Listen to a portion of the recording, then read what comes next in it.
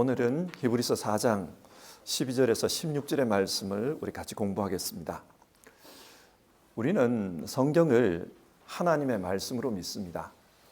그래서 성경의 가르침에 따라서 신앙하고 있습니다.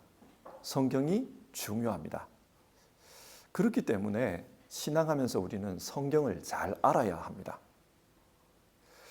우리가 신약 성경을 읽다 보면 구약 성경은 우리의 구원과 직접적인 상관관계가 없는 것처럼 느껴집니다. 왜 그렇습니까? 바울 사도는 갈라디아서에서 우리는 구약이 가르치는 율법을 행함으로 구원을 얻는 것이 아니라 예수님이 행하신 대속의 은총을 믿음으로 구원을 얻는다고 했습니다. 구원은 예수님의 은혜로 주어집니다. 그렇기 때문에 예수 구원을 가르치는 신약 성경이 우리에게는 중요하고 우리 구원 문제와 관련해서 직접적인 상관관계가 있는 것으로 느껴집니다. 자, 그렇다면 구약 성경은 몰라도 상관없을까요? 오늘 우리에게 불필요한 책일까요? 만약 그렇다면 우리는 교회 다닐 때 신약 성경만 들고 다니면 됩니다. 가방 무겁게 굳이 구약 성경을 가지고 다닐 필요가 없습니다. 그런데 우리가 속한 이 기독교는 구약 성경도 아주 중요한 하나님의 말씀이다, 그렇게 가르칩니다. 어떤 의미에서 하나님의 말씀입니까? 구약 성경을 이해하는 방법 중에 모형론이라는 것이 있습니다. 모형론이 뭔가? 예를 들면 이런 거예요. 히브리서 10장 1절을 보면 이런 말씀이 나옵니다.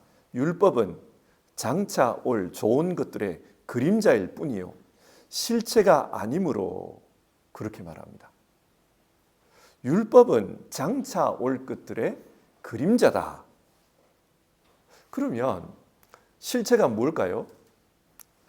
골로새서 2장 17절 말씀인데요.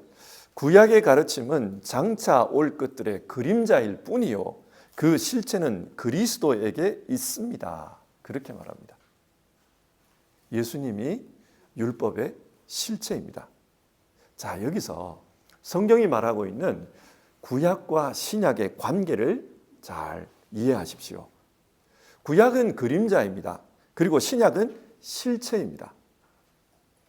구약은 이 그림자를 통해서 하나님의 가르침을 말하고 있고 신약은 그 실체에 대해서 말하고 있는 겁니다. 이걸 모형론이라고 부릅니다. 그래서 구약 성경을 읽을 때 구약에 나오는 제사, 구약에 나오는 인물, 혹은 구약의 중요한 사건, 이 모든 것을 예수님의 그림자로 이해하는 겁니다. 예수님이 오시기 전에 그런 그림자를 통해서 오실 분이 어떤 분이라는 것을 하나님께서 미리 말씀해 주셨다, 그렇게 이해하고 읽는 것이 모형론입니다. 히브리서는 이런 모형론을 가지고 기록했습니다. 당시 박해 때문에 기독교를 떠나 유대교로 돌아가는 사람들이 있었습니다. 그래서 히브리서는 그들에게 왜 유대교로 돌아가느냐, 구약의 실체이신 예수님을 떠나서 왜 그림자에게로 돌아가고 있는 것이냐, 그것을 말하는 것입니다. 지난주에 살펴본 히브리서 3장 그리고 4장의 내용을 가지고 이해해보면 이런 겁니다. 히브리서 3장과 4장은 예수님과 모세를 비교합니다. 그러면서 예수님과 모세 두 분 중에 누가 더 우월하냐, 이 이야기를 하거든요. 3장 1절을 보면 이렇게 기록되어 있어요. 형제 자매 여러분, 우리가 고백하는 신앙의 사도요 대제사장이신 예수를 깊이 생각하십시오. 여기서 예수님을 우리 신앙의 사도 그리고 대제사장, 그렇게 부르고 있습니다. 왜 예수님을 사도라고 할까요? 왜 예수님을 대제사장이라고 할까요? 사도가 어떤 사람입니까? 아포스톨로스. 그대로 말 그대로 풀이하면은 보내심을 받은 자, 그런 말입니다. 예수님은 우리 신앙의 사도, 즉 우리의 신앙을 위해서 하나님께서 보내주신 분입니다. 그렇기 때문에 우리는 예수님을 통해서 하나님을 믿을 수 있습니다. 모세는 어떻습니까? 모세 역시 구약의 이스라엘 사람들이 하나님을 믿을 수 있도록 하나님께서 보낸 사람입니다. 그래서 그 모세에게 율법을 주셔가지고 그 율법을 통해 하나님을 믿도록 한 거예요. 그래서 이 모세도 구약의 의미에서 보면 사도예요. 하나님이 보낸 분입니다. 자, 대제사장. 대제사장은 하나님과 사람 사이의 중재자를 가리킵니다. 하나님의 입장에서 보면은 하나님의 대리자입니다. 예수님이 그렇죠. 말씀이 육신이 되어 우리 가운데 오셨다. 하나님의 대리자로 오신 겁니다. 반면 우리 인간의 입장에서 보면은 우리를 대표하는 겁니다. 그래서 우리를 대표해서 속죄의 양이 되셔서 십자가를 지시는 겁니다. 이처럼 하나님과 인간을 중재해 주시는 분, 예수님이 대제사장이라는 거예요. 모세는 어떻습니까? 모세도 그 역할을 했어요. 하나님 대신해서 율법의 말씀을 이스라엘에게 가르쳤습니다. 그리고 이스라엘이 죄를 지었을 때 이스라엘 대신에 시내산에 올라가서 하나님 용서해 주십시오. 이 백성을 용서하지 않으려거든 내 이름을 생명책에서 지우십시오. 그렇게 했어요. 자, 지금 이 히브리서가 어떻게 성경을 기록하고 있냐, 우리 그걸 잘 알아야 돼. 구약을 모형으로 보는 겁니다. 모세가 그림자였다. 그러면 실체는 누구냐? 예수님이라는 거예요. 자, 여러분, 그림자가 중요합니까? 실체가 중요합니까? 실체가 중요합니다. 그래서 히브리서는 지금 실체이신 이 예수님을 믿어야 된다. 왜 그 그림자에게로 돌아가느냐? 왜 실체를 버리고 그림자에게 집착하느냐? 이 이야기를 하고 있는 겁니다. 자, 이 말씀을 가지고, 이런 전제를 가지고 오늘 우리가 읽은 본문을 다시 보겠습니다. 오늘 이 본문 12절부터 16절은 예수님이 누구신가? 이 주제를 가지고 증언하고 있는 겁니다. 예수님이 누구신가? 첫 번째로 12절과 13절을 보겠습니다. 예수님이 누구신지를 생각해 보십시오. 12절 같이 읽겠습니다. 하나님의 말씀은 살아있고 힘이 있어서 어떤 양날 칼보다도 더 날카롭습니다.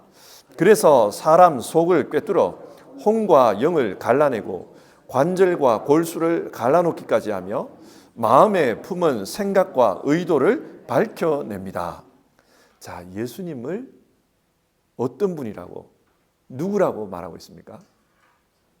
하나님의 말씀은 이래 나오잖아요. 예수님을 하나님의 말씀으로 보는 거예요.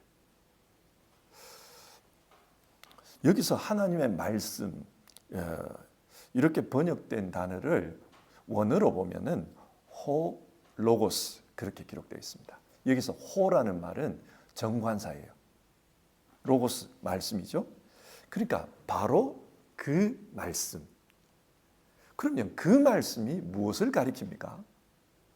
구약으로 가보자라는 거예요. 구약에 하나님의 말씀이 나옵니다. 그 말씀이 뭡니까? 천지를 창조하실 때 말씀하여 이르시되 빛이 있으라. 그 말씀이라는 거예요. 예수님은 바로 그 말씀이다. 또 그 말씀이 어떤 말씀입니까? 하나님께서 이스라엘 백성들이 어떻게 살아야 되는지 삶의 지표가 되는 말씀, 율법입니다. 예수님이 뭐라 그럽니까? 내가 곧 길이요. 이 살아가야 될 길. 바로 그 말씀입니다. 그래서 예수님은 바로 구약이 말했던 그 말씀, 천지를 창조하신 그 말씀, 우리가 어떻게 살아야 되는지 영생의 길, 그것을 가르쳐주는 그 말씀, 그 말씀이다. 그 말씀이 실체가 되어 오셨다는 거예요. 그래서 요한복음 1장 14절을 보면 뭐라 그럽니까? 그 말씀이 육신이 되어 우리 가운데 오심에, 이렇게 말하는 거예요. 예수님은 구약의 그림자처럼 비춰졌던 그 말씀이 실체가 되어 우리 가운데 오신 분이라는 겁니다. 그래서 신약 성경을 보면 예수님이 천지를 창조하셨다. 그 이야기가 나와요. 일반 상식을 가지고 생각하면 이해가 안 되죠. 2000년 전에 태어난 그분이 어떻게 영원전에 있던 그 천지를 창조할 수 있냐? 말이 되냐? 시간상 이게 말이 되냐? 이렇게 따질 수 있어요. 그런데 예수님은 구약 성경에 나오는 그 말씀이기 때문에 그게 가능하다는 거예요. 자, 그러면 그 말씀이신 이 예수님은 어떤 특징을 가지고 있는가? 12절은 하나님의 말씀은 살아있고, 예수님은 말씀으로서 살아있다 그래요. 히브리서가 말하는 이 말씀은 책에 기록되어 있는 문자가 아니라는 말입니다. 율법은 뭡니까? 기록된 문자입니다. 그런데 이 하나님의 말씀, 예수님은 살아있는 말씀이라는 거예요. 살아있는 말씀이다. 이게 현실적으로 우리에게 의미하는 것은 우리가 성경을 읽을 때 여기 기록된 문자를 읽습니다. 그런데 예수님은 살아있는 말씀이셔서 이 문자를 읽을 때 우리로 하여금 이성적으로 깨닫게 하시고, 그리고 그 깨달음이 우리의 마음을 두들겨 가지고 회개케 하신다는 거예요. 그래서 우리가 말씀을 가지고 신앙을 하는데 이 말씀을 글자로 읽으면은 아무것도 아닐 수 있어요.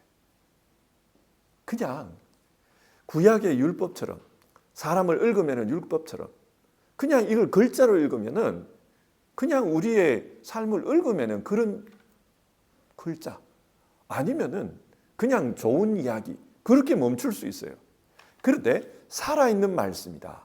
그게 의미하는 것은 이 글자를 읽고 있을 때 우리의 이성을 깨우치시고 우리의 심령을 두들겨서 회개하고 삶이 바뀌게 한다는 거예요. 예수님은 그런 분이라는 겁니다. 그러니까 지금 예수님은 하나님의 보좌 우편에 계시지 않습니까? 그 보좌 우편에 계시는 분이 어떻게 일하시는가? 이 말씀을 통해 우리에게 찾아오시고 깨닫게 하시고 심령을 두들기고 변화시키는 겁니다. 우리가 교회에서 성경 열심히 읽으십시오 이야기를 합니다. 그 왜 읽으라고 그럽니까? 그 읽으면은 여러분 뭐가 대단한 일이 일어나는 겁니까? 왜 읽으라고 합니까? 살아계신 말씀이 이 말씀을 통해 살아서 역사하기 때문에 그렇습니다. 그래서 우리에게 중요한 것은 글자를 읽으려고 하지 말고 이 글자를 통해서 성령 가운데 찾아오시는 그 말씀을 느끼고 깨닫고 만나는 게 중요한 겁니다. 자, 또 그 말씀은 어떤 특징이 있냐? 계속해서 보시면 하나님의 말씀은 살아있고 힘이 있어서, 여기서 힘이 있다라고 나옵니다. 요 힘이 있다 이 말을 헬라어로 보면 에네르게스라고 기록되어 있습니다. 에네르게스. 익숙하지 않습니까? 독일말 에네르기하고 같은 말이에요.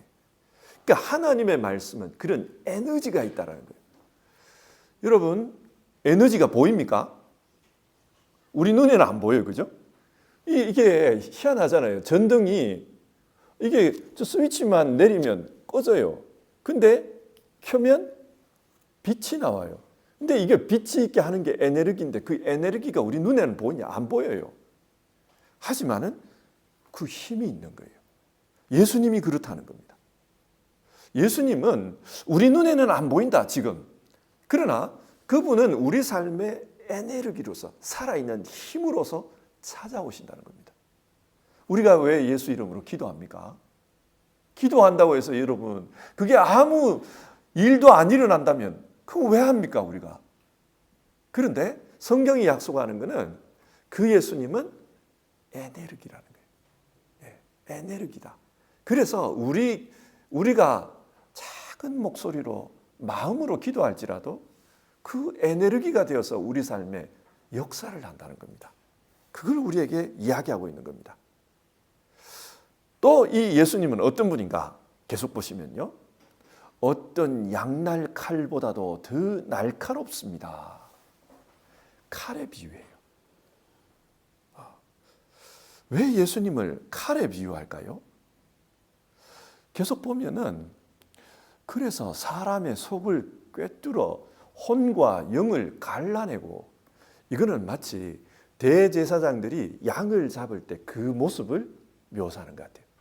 양을 잡을 때 이 죽여서 피를 받아내죠, 그죠? 그 다음에 뭐 합니까? 가죽을 벗겨요. 이렇게 뭐 보면은 뭐 칼 가지고 쏙쏙쏙 이러면서 가죽이 쑥 떨어지잖아요. 그 다음에 몸통만 남습니다. 그 다음 뭐 합니까? 배를 가르더라고요. 그리고 거기서 안에 있는 쓸 수 있는 것하고 못 쓰는 걸 골라내죠, 그죠? 그래서 분리를 합니다. 그처럼 이 하나님의 말씀, 예수님은 우리의 심령을 쪼갠다라는 거예요. 왜 쪼개냐? 죽이려고 쪼개는 게 아니에요. 그 우리 심령을 쪼개가지고 혼과 영을 갈라낸다. 우리 영혼의 문제를 건드린다는 겁니다.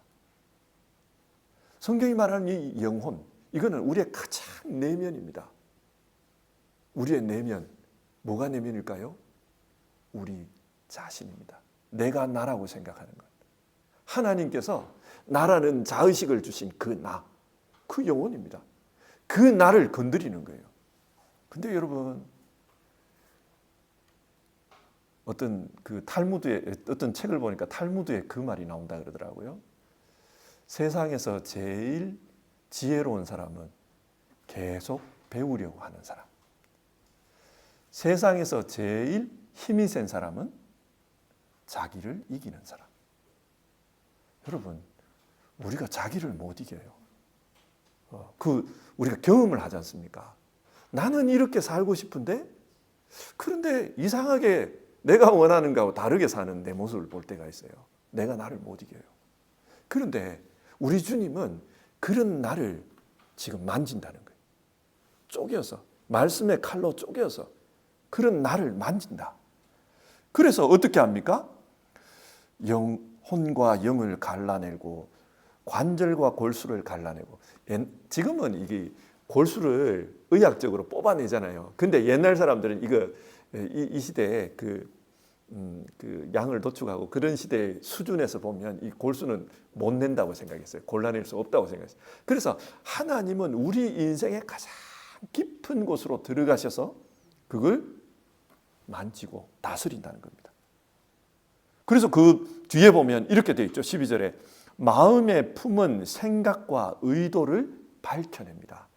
우리의 가장 깊은 곳에 들어가셔서 우리가 품고 있는 마음의 생각과 의도를 밝혀냅니다. 이거 왜 밝혀낼까요? 왜 밝혀낼까요? 13절.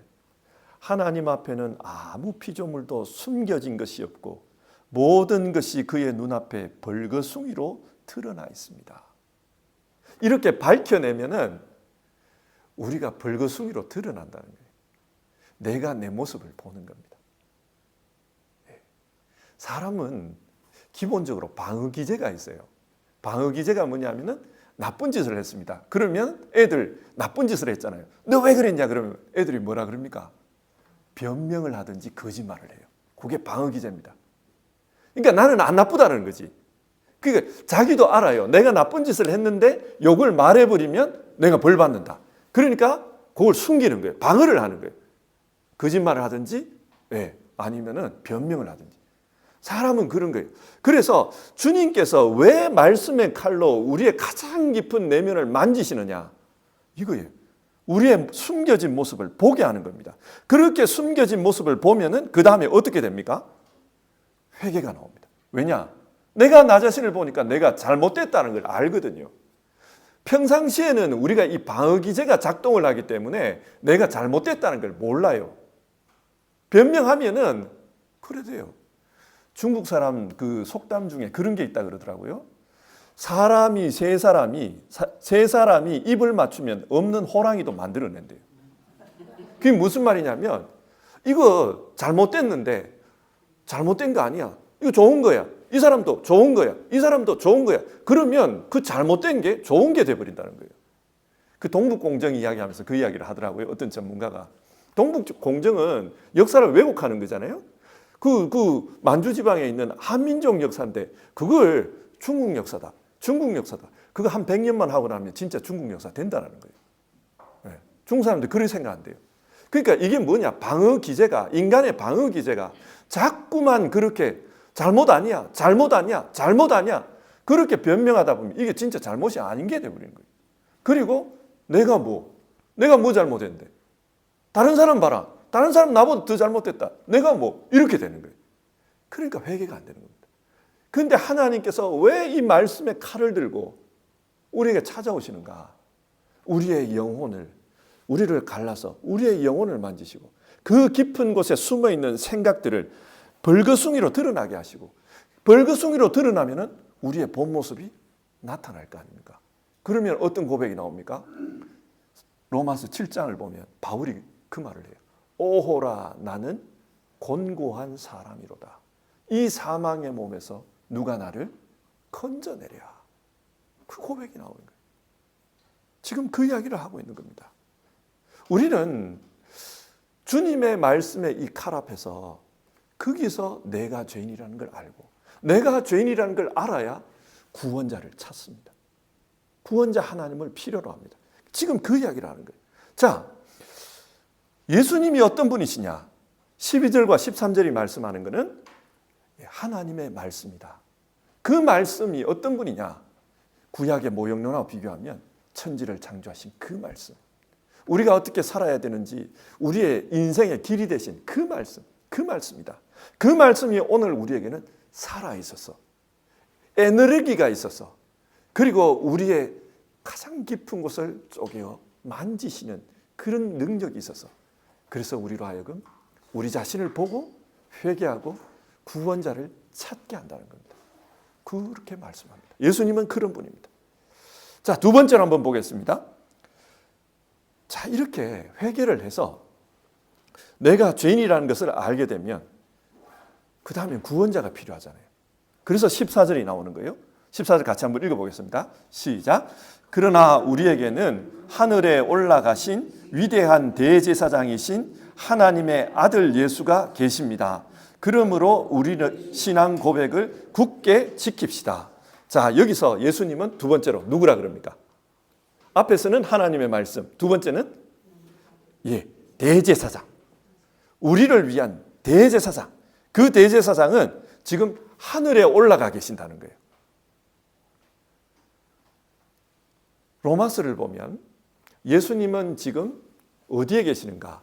하나님의 보좌 우편에 앉아 계신다. 그렇게 말해요. 하늘에 올라가신 거예요. 그러면 예수님은 그 하늘에서 지금 뭘 하고 계실까요? 오늘 읽은 이 말씀 14절에 근거해서 생각하면 뭘 하고 계실까요? 우리의 대제사장은 하늘에 올라가 계십니다. 그러면 그 하늘에서 뭘 하실까요? 대제사장이 하는 일이 뭡니까? 속죄의 일이에요. 대제사장은 대속죄일이 되면 그 속죄의 양을 잡아가지고 그 피를 제단에 뿌리고 성소에 들어가서 뿌리고 마지막에 어디 가서 뿌립니까? 지성소에, 1년에 한 번 지성소에 들어가서 거기 우리의 죄를 뿌리는 거예요. 죄를 씻기 위해서 피를 뿌리는 거예요.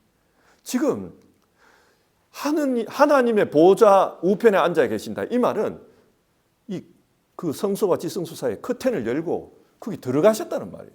거기서 우리의 속죄를 위해서 자신의 피를 뿌리고 계시는 거예요. 그 일을 하고 계십니다. 자, 이렇게 속죄의 피를 뿌리시면은 그러면 결과가 어떻게 되겠습니까? 속죄의 피를 뿌렸습니다. 그럼 결과가 어떻게 될까요? 죄가 사해집니다. 속죄함을 받게 됩니다. 예수님은 지금도 하나님의 보좌 우편에서 우리를 위해 그 일을 하고 계신다는 겁니다. 그렇기 때문에 우리는 그 예수님 때문에 구원을 받는다. 그 이야기를 하는 거예요. 그래서 이 14절 마지막에 그러므로 우리의 신앙 고백을 굳게 지킵시다. 예수님께서 우리 죄를 속죄하시고 우리로 하여금 구원받게 하셨습니다. 이 신앙 고백을 굳게 지킵시다. 자, 여기서 우리의 대제사장이신 예수님이 어떤 분이냐? 우리의 구원자라는 겁니다. 우리의 구원자입니다. 그걸 믿으라. 계속해서 15절을 보면요. 우리의 대제사장은 우리의 연약함을 동정하지 못하시는 분이 아닙니다. 그는 모든 점에서 우리와 마찬가지로 시험을 받으셨지만 죄는 없으십니다. 예수님은 사람이 되어 우리 가운데 오셨기 때문에 사람이 어떤 존재인지를 너무 잘 안다는 겁니다. 요즘 강아지 좋아하시는 분들 많죠. 저도 강아지를 좋아해요. 근데 저는 동의가 안 돼요. 엄마한테 이리 와봐, 아빠한테 이리 와봐. 아무리 이해하려고 해도 저는 정말 이해가 안 됩니다. 어떻게 개새끼가, 죄송합니다. 그 강아지가 내 새끼가 됩니까, 그게?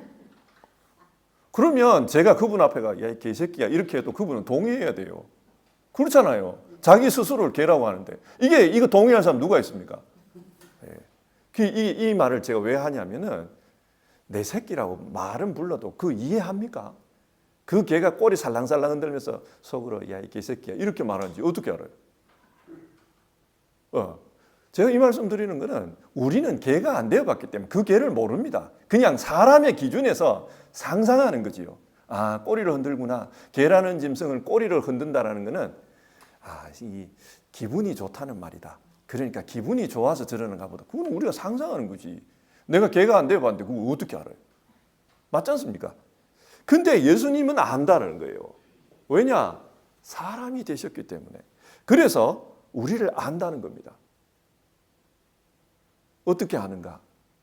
사람이라는 존재는 죄 짓기 싫어하는데, 그런데 무의식 중에 죄를 짓는 존재다. 그렇잖아요. 저나 여러분이나 죄 짓고 싶은 사람 어디 있어요? 그런데 하나님 앞에서 이 말씀을 읽고 기도하고 묵상하다 보면은 그 성령의 금이 우리를 쪼개고 내 영혼을 쪼개고 거기서 내 모습을 보여주잖아요. 네가 이런 존재다 보여주잖아요. 그 나는 죄 짓기를 원치 않았지만 내가 죄인이라는 걸 알지 않습니까? 그 주님이 그걸 아는 거예요. 그래서 우리가 애통해하는 것, 기도하면서 애통해하는 것. 주님, 나는 그걸 원치 않았습니다. 진짜 내가 그 실수를 하고 잘못한 것은 맞습니다. 근데 내가 그거 원하는 거 아닙니다. 내가 의도적으로 그런 거 아닙니다. 그걸 안다는 거예요. 그래서 우리가 정말 마음은 원이지만은 육신이 약해서 넘어지는 그런 존재라는 걸 주님이 아신다는 거예요.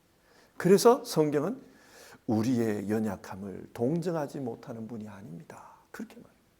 우리의 연약함을 아신다는 거예요.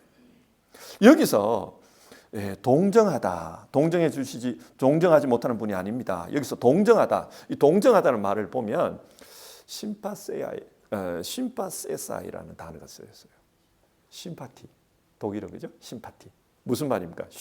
함께, 함께, 미트, 함께, 파티, 느낀다는 뜻이에요. 똑같이 느낀다는 거예요. 함께 느낀다는 거예요. 우리와 함께 아파하는 겁니다.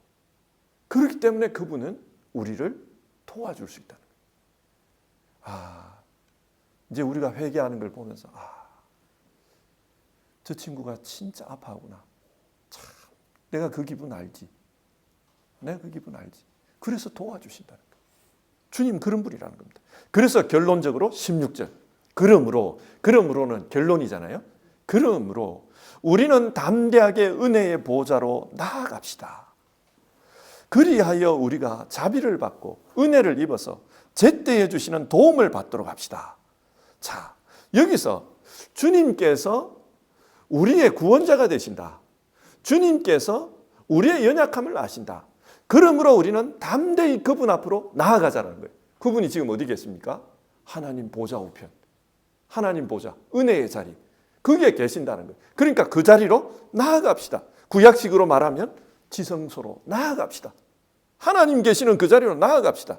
주님께서 그거 막힌 담을 흘러놨으니까 주님 은혜로 그 자리로 나아가자는 거예요. 그 나아가면은 어떻게 됩니까? 하나님을 뵙게 되죠. 그래서 그 하나님으로부터 끝부분을 보면 우리가 자비를 받고, 하나님의 자비를 받고, 자비, 긍휼히 여기는 거죠. 하나님의 긍휼히 여기심을 받고 은혜를 입어서, 은혜라는 말 선물이라는 뜻입니다. 불쌍히 여기시는 그 하나님의 자비로 우리가 은혜, 하나님의 선물을 받는다는 겁니다. 그 선물을 받고 또 제때에 주시는 도움을 받도록 합시다.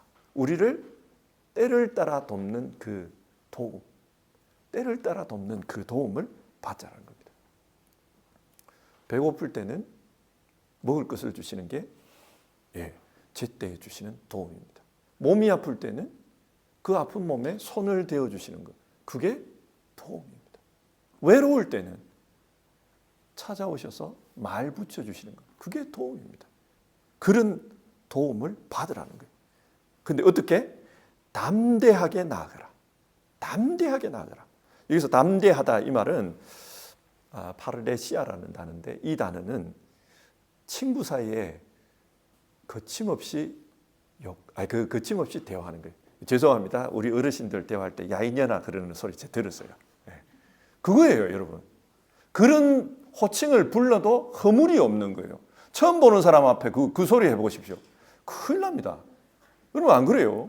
큰일 납니다. 그런데 그런 소리를 해도 허물이 없다는 거 아닙니까? 그 정도로 지금 담대하게 나아가라. 하나님 앞에 우리 관계가 그 허물이 없다라는 거예요. 별소리 다 해도 된다 이 말입니다. 하나님은 그렇게 생각한다. 그러니까 담대하게 나아가서 우리의 솔직한 모습을 보여주고 자비를 덧입고 그 선물을 받아가지고 죄사함을 입고 때를 따라 돕는 그 은혜를 받으라.